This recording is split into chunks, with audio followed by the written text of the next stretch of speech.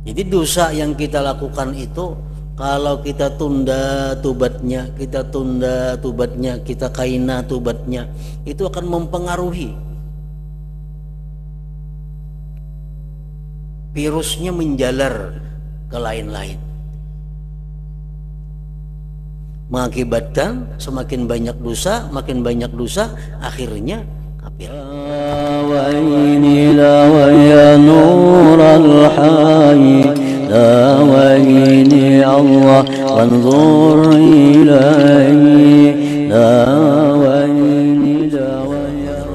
Alhamdulillahirrabbilalamin. Wassalatu wassalamu ala asyrafil anbiya wal mursalin Sayyidina Maulana Muhammadin wa ala alihi wa sahbihi ajma'in.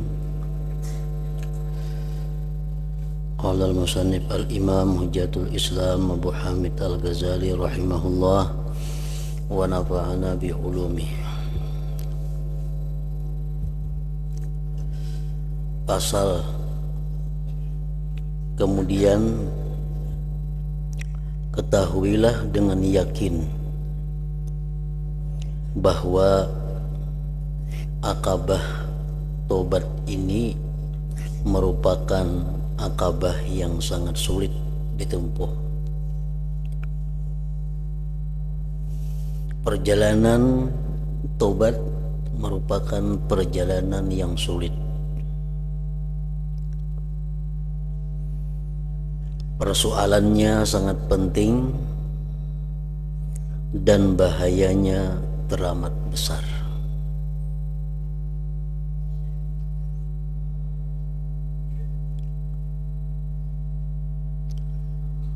Benar-benar aku pernah mendengar Ustadz Abu Ishaq Al-Isfirayini rahimahullah. Beliau termasuk orang yang mengakar, ilmunya mengakar lantaran diamalkan. Beliau berkata, aku telah berdoa kepada Allah selama 30 tahun supaya dikaruniai tobat yang baik, bersih, tobat nasuha.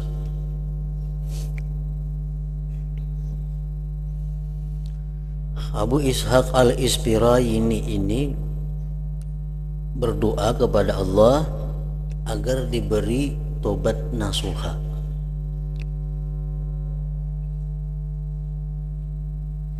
Selama 30 tahun selalu berdoa meminta kepada Allah agar diberi tobat tadi. Aku heran, kata beliau, dan berkata kepada diriku sendiri, Maha Suci Allah, aku mempunyai hajat yang aku pintakan kepada Allah selama 30 tahun. Sampai sekarang ketika Al-Isfirayini mengatakan ini, belum juga dipenuhi. 30 tahun berdoa kepada Allah belum dikabulkan.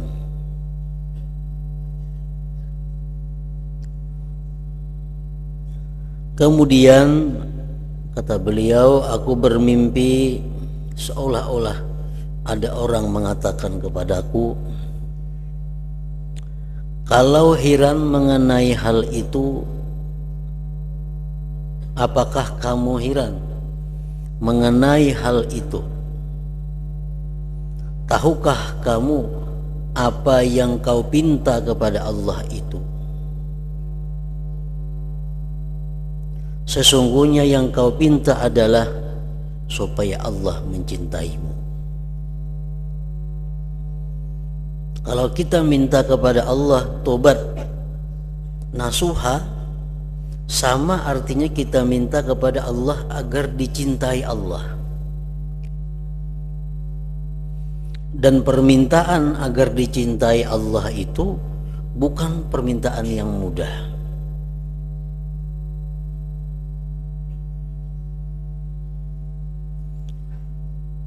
Belum pernahkah engkau mendengar firman Allah, innallaha yuhibbut tawwabin wa yuhibbul mutatahhirin.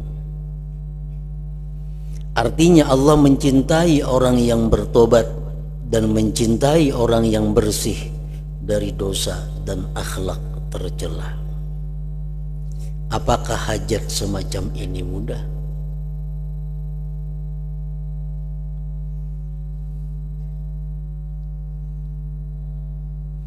Artinya, kalau tobat kita itu diterima oleh Allah, maka Allah akan menganugerahkan cintanya kepada kita. Dan orang-orang yang dicintai Allah itu pasti mencintai Allah Subhanahu wa ta'ala. Nah, apabila kita bertobat kepada Allah tapi belum ada perubahan cinta kita kepada Allah, itu menunjukkan bahwa tobat yang kita lakukan itu masih belum sempurna. Karena sudah pasti Al-Quran menjelaskan bahwa Allah itu mencintai orang yang tobat. Setiap orang yang dicintai Allah, maka pastilah dia mencintai Allah. Tidak akan mungkin orang bisa mencintai Allah kalau dia dimurkai Allah.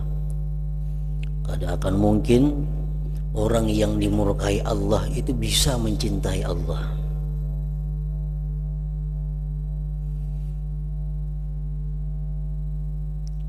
Nah, kita melakukan dosa, lalu kita tobat. Apakah tobat kita diterima oleh Allah? Kita bisa mengetahui dari hati kita bagaimana, adakah bertambah cinta kita kepada Allah daripada sebelum tobat itu. Kalau cinta kita ini bertambah daripada sebelum tobat, maka itu menunjukkan bahwa tobat kita itu diterima oleh Allah Subhanahu wa ta'ala.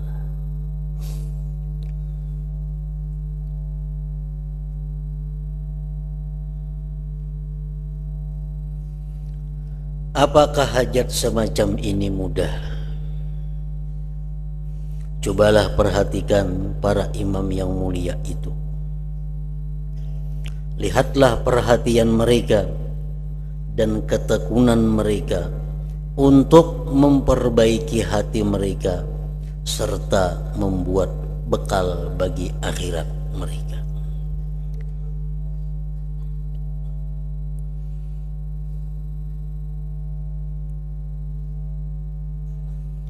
Adapun bahaya yang dikhawatirkan tentang mengulur-ulur waktu bertobat, maka ketahuilah bahwa permulaan dosa adalah kerasnya hati, sedangkan penghabisannya ialah jelek dan celaka.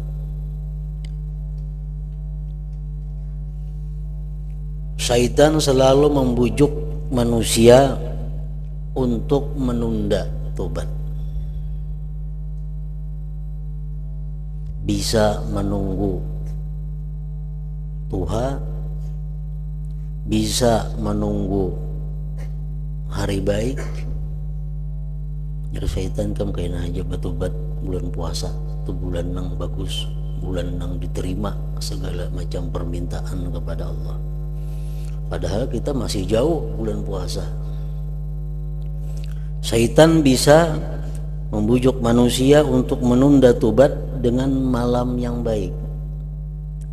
Syaitan kayaknya jam tobat malam Jumat itu bagus, malam Jumat itu malam yang bagus untuk bertobat. Ada lagi syaitan menggoda kita dengan godaan bahwa engkau kayaknya aja tobat, kayaknya di Makkah aja yang tobat, di situ tempat nang baik. Yang penting kita kada tobat hari ini. Nah, itu bujukan daripada syaitan.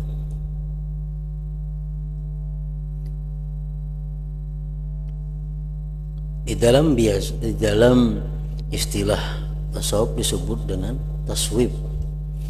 Taswib itu artinya menunda-nunda tobat.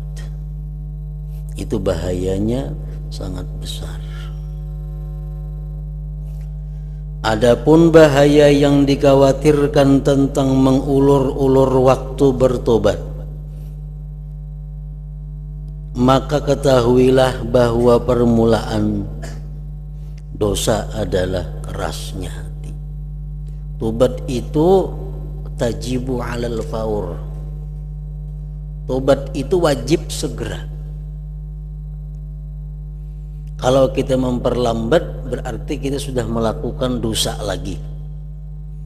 Kita melakukan satu dosa, kemudian kita menunda tobat, dosa yang lain lagi. Kebanyakan orang-orang itu masuk neraka, kebanyakan orang-orang itu binasa akibat mereka menunda tobat ini. Karena merasa masih ada umur, mungkin sebulan, seminggu, setahun. Ternyata kada sampai seitu diambil Allah. Makanya hadis Nabi mengatakan, inna aktsara siyahi ahlin nar minat taswif. Fama halaka man halak illa bit taswif. Ujar Nabi bahwasanya kebanyakan teriakan penghuni neraka itu daripada menunda-nunda tobat. Dan tidaklah binasa orang yang binasa melainkan sebab menunda tobat.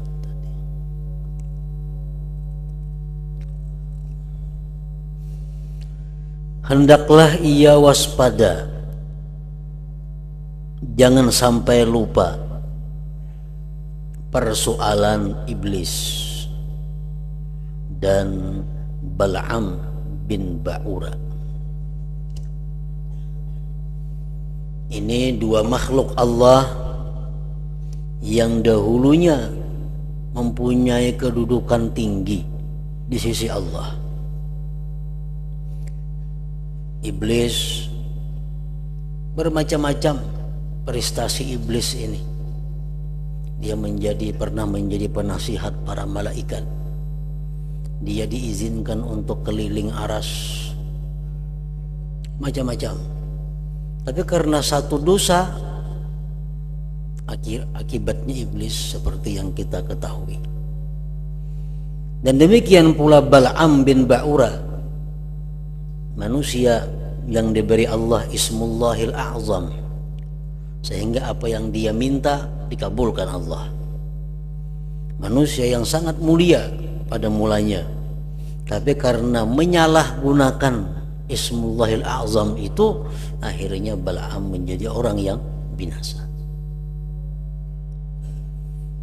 Nah, Iblis dan Bal'am ini pada mulanya persoalan mereka berdua adalah dosa.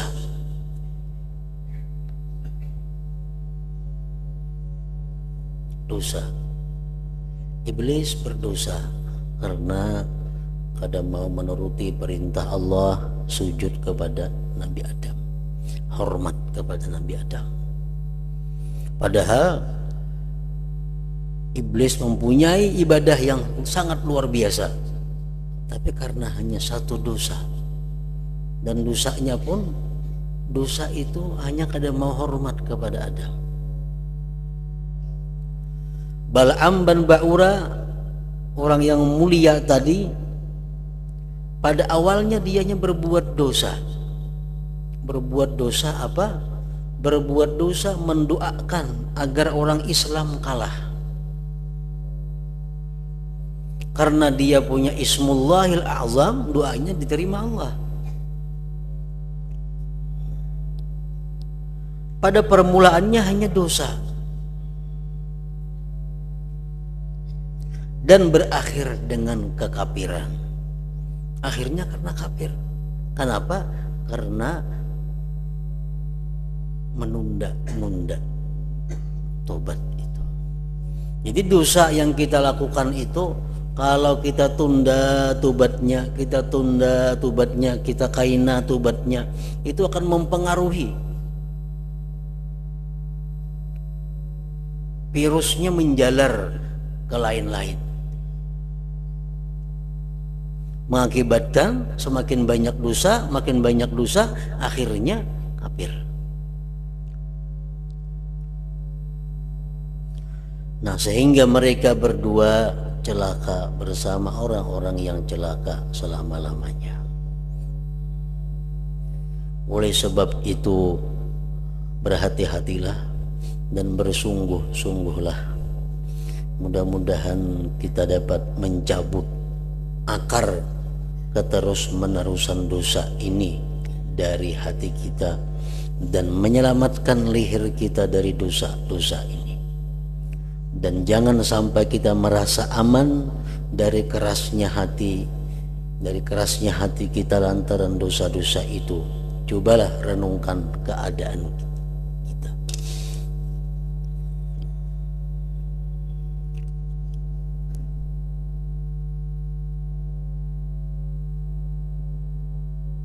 Sebagian orang saleh pernah berkata, gelapnya hati itu timbul dari dosa. Diceritakan di dalam beberapa kitab dahulu bahwa Hajar Aswad itu putih. Hajar Aswad itu putih, bersih waktu diturunkan dari sana, dari atas. Nah, tapi kenapa Hajar Aswad itu menjadi hitam? Karena kebanyakan disentuh oleh orang-orang yang berdosa. Batu jadi hiram. Pada asalnya batu yang sangat berharga, batu yang sangat mengkilat putih seperti berlian. Tapi karena seringkali dikecup, dijapai oleh orang-orang yang berdosa, akhirnya Hajar Aswad ngarannya, batu hitam. Nah, itu batu. Nah, demikian pula hati manusia itu dilahirkan dalam keadaan fitrah, dalam keadaan suci, dalam keadaan bersih. Tapi karena hati itu banyak menyimpan dosa-dosa, maka akhirnya hati itu berubah menjadi hitam, gelap. Sebagian orang saleh pernah berkata, gelapnya hati itu timbul dari dosa.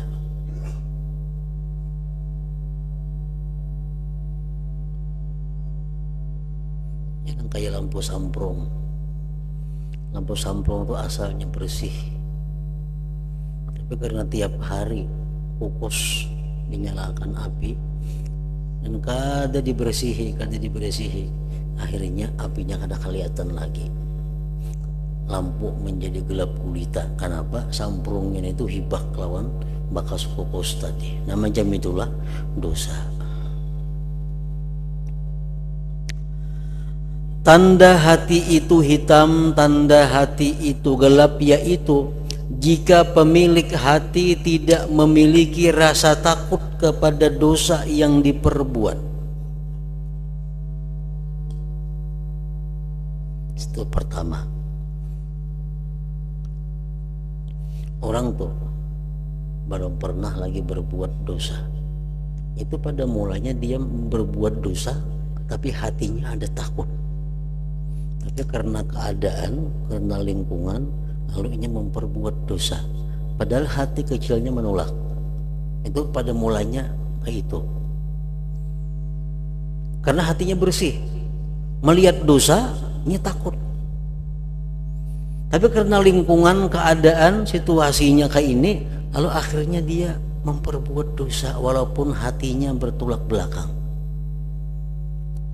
Isuk kena berbuat dosa pulang, akhirnya hilang perasaan takut berbuat dosa. Kenapa? Karena hatinya sudah gelap, hatinya sudah kadam. Nah, ini tanda hati yang mati, hati yang kada bercahaya. Berbuat dosa, takutan kada. Nah, bila ada takutan, berarti hati masih hidup. Bila takutannya sedikit berarti apinya kirip. Nah, bila ada takutan lagi lampunya pajah. Nah, jadi kadang alih kita mengetahui diri kita, mengetahui hati kita baikkah, kadakah, gelapkah, menyalakah. Kadang alih kita seorang kau mengetahui itu. Tandanya hati itu hitam, yaitu jika pemilik hati tidak memiliki rasa takut kepada dosa yang diperbuat, dan perbuatan taat yang dikerjakan tidak ada pengaruhnya. Yang kedua itu tanda orang hati gelap. Perbuatan taat yang dikerjakan tuh kada punya pengaruh. Artinya apa? Hatinya itu sudah kabal. Hatinya sudah kabal. Padahal perbuatan taat itu adalah dawaul qalbi. Perbuat sembahyang, puasa, membaca Quran, membaca salawat, itu dawaul qalbi. Itu obat hati. Nah, karena hatinya ini sudah rusak, hatinya ini kabal sudah, perbuatan taat yang dikerjakan kada ada pengaruhnya. Kada ada pengaruhnya. Sama manusia diminumi obat napa aja ada memban lagi, karena sudah kabal lawan obat. Mestinya perbuatan taat itu ada pengaruh. Kita membaca salawat hari ini umpamanya 100. Itu pengaruhnya apa? Pengaruhnya pasti di dalam hati kita ada bertambah rasa kecintaan kepada Rasulullah Sallallahu Alaihi Wasallam.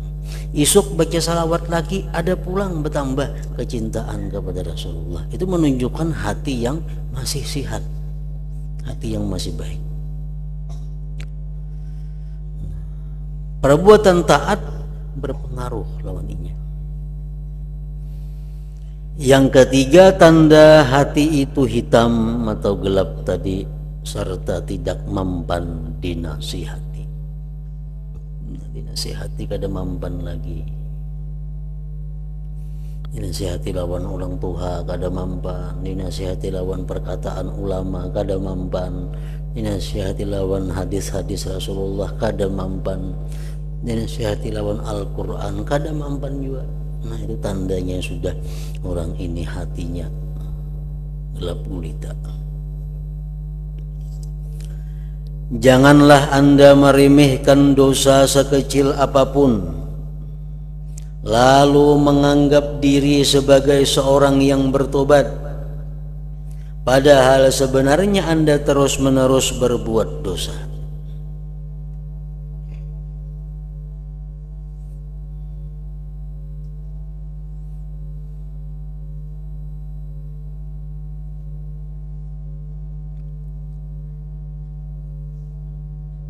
Imam Ghazali dalam Ihya Ulumuddin mengatakan bahwa ada 5 hal yang menyebabkan dosa kecil menjadi besar. Salah satunya meremehkan. Meremehkan. Dosa itu sebenarnya dosa kecil, tapi karena diremehkan menjadi dosa besar.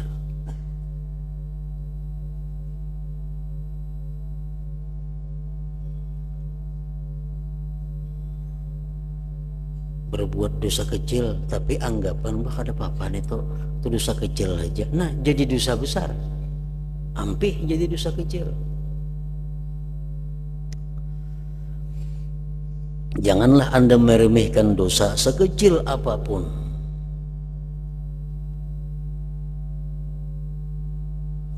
lalu menganggap diri sebagai seorang yang bertobat, padahal sebenarnya Anda terus-menerus berbuat dosa.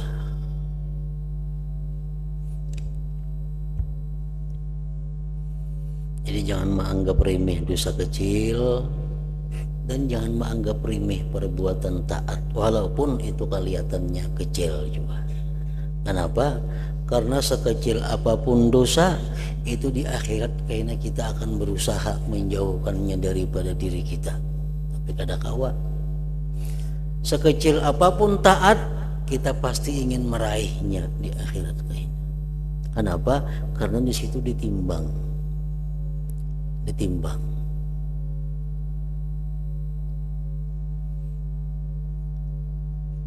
Nah, kayak malam tadi kita dijelaskan bahwa membaca satu ayat, satu huruf dari Al-Quran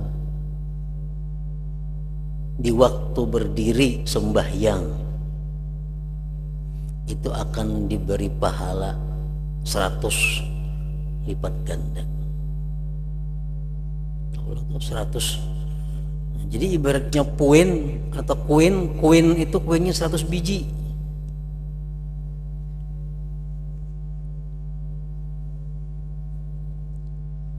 Nah, kalau kita memahami apa yang kita baca dari Al-Quran itu, maka satu hurufnya kada 100 lagi, jadi 700. Asalkan kita membaca Al-Quran dalam sembahyang berdiri. Fatihah contohnya, kita membaca satu huruf Fatihah itu, kalau kita dalam keadaan sembahyang berdiri baca sehuruf dapat 100 koin. Tapi kalau kita paham dapat 700. Banyak benar 700 itu. Baru kayak duit Irak itu 700 putih namanya. Nah, ini sangat diperlukan bagi kita di akhirat. Jadi jangan dianggap enteng. Misal kita anggap enteng membaca Quran biasa aja. Jangan. Baik kita bagi sedikit, tapi kita kalau memahami. Kenapa? Gandanya luar biasa. Coba 100. Kalau kita paham, tahu artinya, maknanya, nilainya jadi 700. Nah, gunanya itu untuk di akhirat karena kita memerlukan koin-koin taat ini sebanyak mungkin untuk meimbangi dosa-dosa yang kita lakukan dalam dunia. Kan ditimbang, amal dosa ini buat sini, amal dosa kita buat sini, amal dosa kita buat sebelah kiri, dosa kita ini buat sebelah kiri, akhirnya hibak lawan dosa. Amal baik kita mana? Nah, dikumpulkan juga, hendak ke sebelah kanan, hendak ke sebelah kanan amal baik kita. Ditimbang kayaknya mana beratnya. Nah, jadi sekecil apapun amal kebaikan itu, kalau nang baik ini menang, kita ke surga. Kalau amal jahat ini menang walaupun sedikit, menangnya ke neraka. Kalau sama, itu menunggu pertimbangan Allah. Nah, jadi jangan dianggap remeh. Dosa itu sekecil apapun itu akan memberati timbangan sebelah kiri. Dan jangan anggap kecil taat sekecil apapun, karena itu berguna untuk memberati timbangan amal nang di sebelah kanan. Apa susahnya? Apa ngalihnya kalau kita hakun mencari ibadah nang berlipat ganda itu? Kalau kita sudah paham Fatihah, sudah tahu artinya, sudah tahu maksudnya, kalau kita sembahyang kadang-kala kita menghadirkan itu karena hendak terburu-buru, itu sangatlah rugi.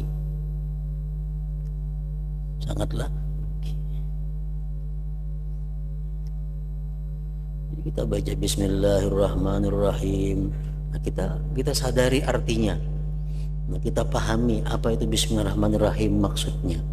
Dalam sembahyang kita berdiri itu dapat 700 nilainya.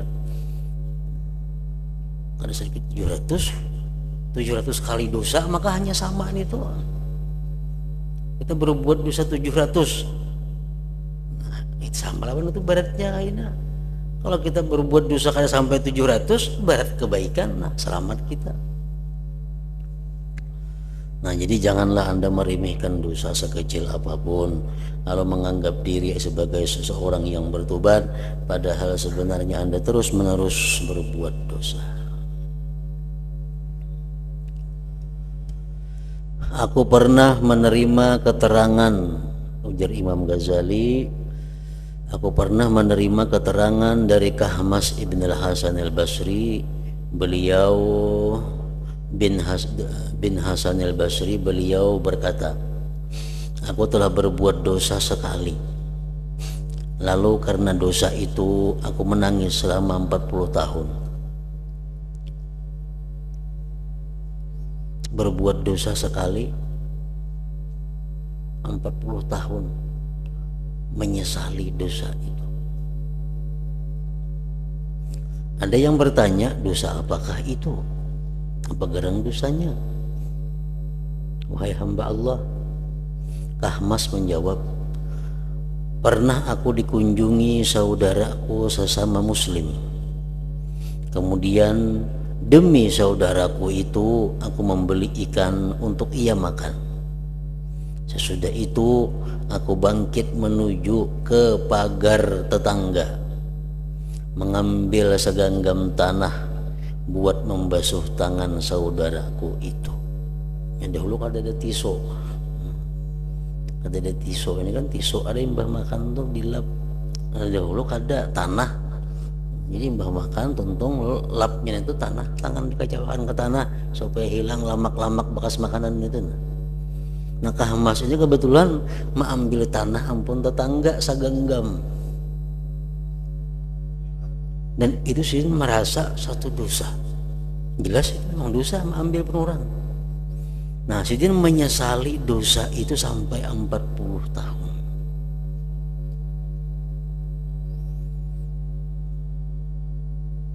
Nah karena itu telitilah diri Anda dan segeralah bertobat, sebab ajal, batas hidup atau umur itu tertutup dan dirahasiakan.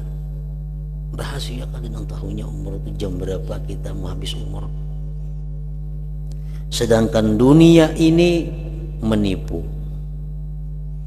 Nafsu dan syaitan senantiasa menjadi lawan.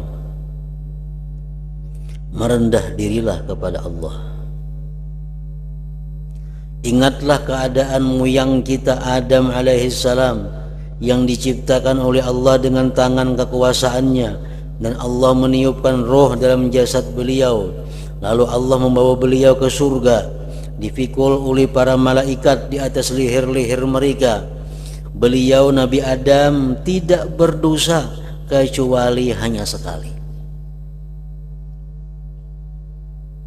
Tetapi beliau terpaksa mengalami pengusiran dari surga dan diperintahkan bertempat di bumi, sampai diriwayatkan bahwa Allah berfirman kepada beliau, hai Adam, tetangga yang bagaimanakah aku ini bagimu? Orang yang hidup di surga itu disebut jiranullah, jiran Allah. Orang yang bertempat di surga disebut tetangga Allah. Lalu ya Tuhan, wahai Adam, tetangga yang bagaimanakah aku ini bagimu? Adam menjawab, sebaik tetangga wahai Tuhan, sebaik-baik tetangga wahai Tuhan adalah Engkau. Allah berfirman, hai Adam, keluarlah engkau dari menjadi tetanggaku. Tidak boleh menjadi tetanggaku orang yang durhaka kepadaku. Hingga diriwayatkan Adam menangisi dosanya selama 200 tahun sebelum Allah menerima tobatnya dan mengampuni dosanya yang hanya sekali itu. 200 tahun Adam bertobat, hanya Allah memberitahu bahwa dosanya sudah diampuni. Pemberitahuannya hanya, walaupun tobatnya sudah diterima Allah, yang pemberitahuan bahwa dosa itu diampuni 200 tahun kemudian. Nah sesudah itu hanya Nabi Adam tenang. Nah kalau orang-orang dahulu diberitahu, yang dalam Al-Quran contoh sahabat-sahabat Nabi yang berbuat dosa kemudian mereka bertobat, ada turun wahyu kepada Nabi bahwa Allah sudah mengampuni sahabat engkau ini. Lalu nyaman. Nah zaman sekarang ada lagi yang memberitahu itu. Kita berbuat dosa, kita tobat, diterima kan ada tobat kita? Siapa yang memberitahu? Maka selama kita belum tahu bahwa tobat itu diterima atau ditolak, kita masih dalam keadaan bahaya. Artinya bila kita mati, kita bakal disiksa. Nah, oleh karena demikian, para ulama tadi mengulahkan tanda-tanda. Tanda-tandanya orang yang diterima tobat, tandanya ini tadi. Orang yang kada diterima tobatnya, tandanya ini. Nah, itu hanya tanda-tanda. Artinya indikasi-indikasi nama arah diterima tobat. Pasti kada tahu lagi, karena kan tidak kepastian. Lain zaman dahulu ada dikabarkan oleh Nabi tobat itu sudah diterima.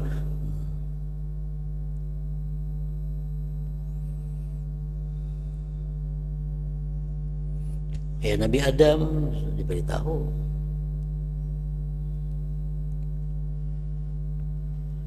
Ini adalah tindakan Allah terhadap Nabi pilihannya berkenaan dengan dosa sekali. Lalu bagaimana tindakan Allah terhadap tingkah laku orang lain dalam dosa-dosa yang tak terhitung banyaknya.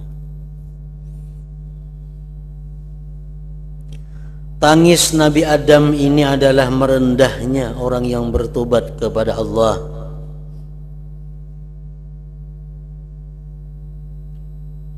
Lantas bagaimana tindakan Allah terhadap orang yang terus-menerus menyeleweng?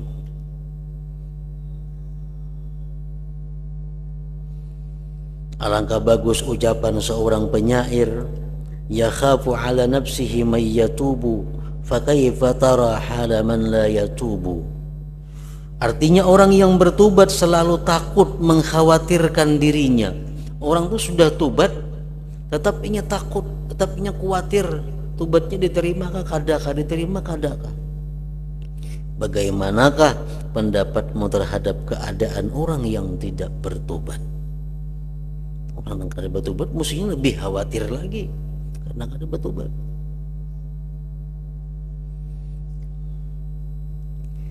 Jika Anda bertobat lalu merusak tobat Anda dan kembali kepada dosa lagi, maka segeralah kembali kepada tobat.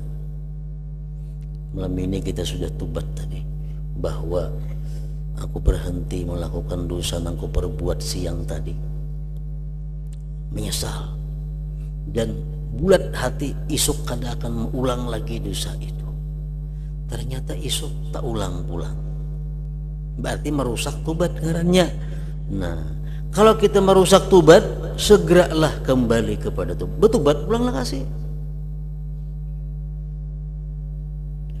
Sambil berkata kepada diri sendiri, boleh jadi aku mati sebelum kembali melakukan dosa sekali ini.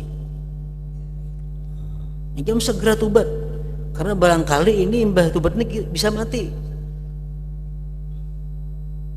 Jadi jangan sampai ada anggapan di hati kita, aku ini sia-sia tobat karena isuk kayaknya tagawi dosa. Jangan sampai itu. Kenapa? Karena kita kada ada jaminan isuk bakal hidup. Kada ada kepastian isuk pasti memperbuat dosa itu, kada ada kepastiannya. Jadi bila kita melakukan dosa, segeralah tobat.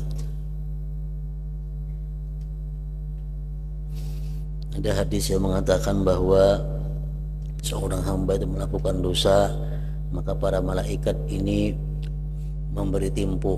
Ada yang mengatakan riwayat 1 jam. 1 jam masih diberi tempo. Kalau sudah lewat 1 jam, hanya ditulis sebagai satu dosa. Ada riwayat lain mengatakan 6 jam. Nah, kita berbuat dosa jam 1, kayaknya jam 6 hanya dicatat sebagai dosa. Nah, jadi kalau kita kada ada tobat dalam saat-saat itu hanya dicatat. Nah, kalau nya tobat kan jadi dicatat.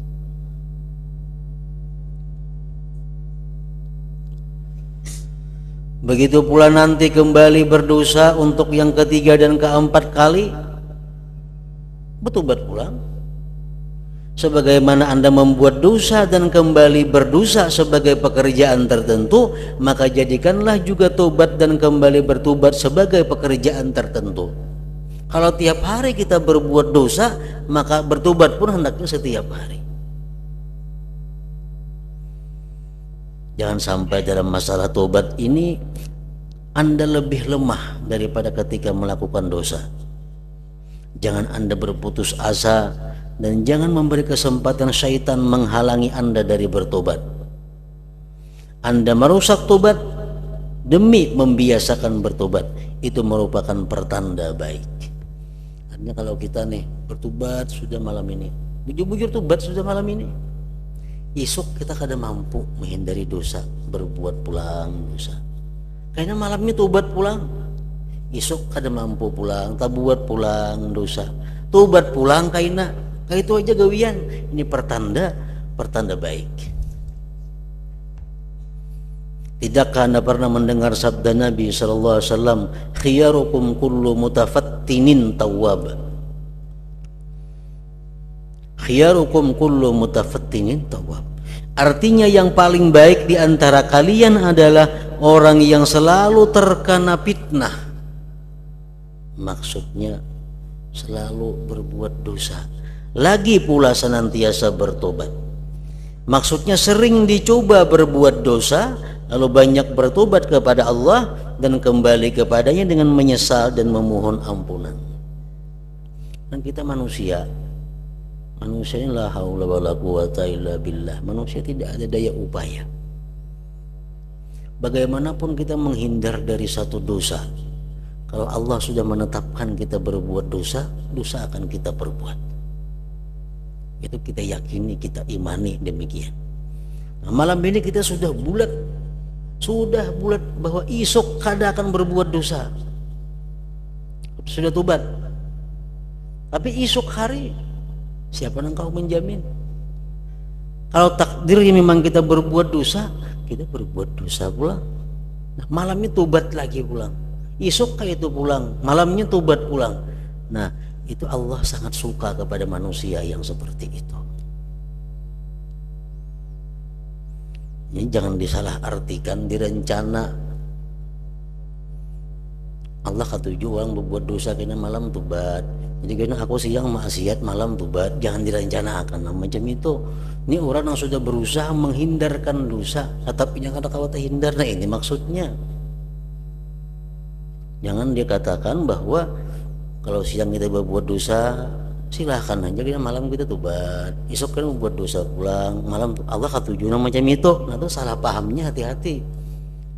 Bila salah paham itu kita menyuruh orang berbuat dosa di siang hari, malamnya kita tobat, esok berbuat dosa pulang. Yang dimaksudkan sini mutafattinin, orang yang terfitnah. Artinya ini kada kau menghindar lagi, padahal kada ada perencanaan untuk berbuat dosa di siang hari. Sedikit pun kada ada rencana berbuat dosa, tapi tak berbuat dosa. Nah, itu maksudnya. Ingatlah firman Allah Ta'ala, wa may ya'mal su'an aw yadhlim nafsah thumma yastaghfirillah yajidillaha ghafurar rahima. Artinya barang siapa berbuat jelek atau menganiaya diri sendiri kemudian memohon ampun kepada Allah, maka ia bakal menemukan Allah sebagai zat yang agung ampunannya, lagi maha pengasih kepada hambanya. Jadi wa may ya'mal su'an, barang siapa berbuat kejahatan atau menganiaya diri sendiri, menzalim diri sendiri.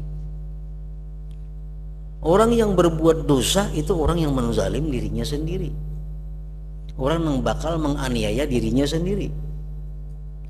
Tsumma yastaghfirillah, kemudian dia minta ampun kepada Allah, yajidillaha ghafurar rahima, maka ia bakal menemukan Allah sebagai zat yang agung ampunannya, lagi maha pengasih kepada hambanya. Wabillahi taufiq. Nah, kemudian pasal berikutnya, ila hadratin Nabi sallallahu alaihi wasallam. Al-Fatihah. Bismillahirrahmanirrahim. Iyyaka na'budu wa iyyaka nasta'in. Ihdinas siratal mustaqim. Bismillahirrahmanirrahim. Alhamdulillah rabbil alamin. Allahumma salli wa sallim wa barik ala sayyidina wa habibina Muhammadin wa ala alihi wa sahbihi ajma'in. Allahumma ighfir lana ma akhtana wa ma tahammadna wa ma asrarna wa ma alanna wa ma asrabna wa ma anta alam bihi minna, antal muqaddimu wa antal muakhiru, la ilaha illa anta. Allahumma nafa'na bima 'allamtana wa 'allimna ma yanfa'una wa zidna fahman wa ilman wa amalan wa hudan wa taufiqa bi rahmatika ya arhamar rahimin. Sallallahu alaihi sayyidina Muhammadin wa ala alihi wa sahbihi wa sallam.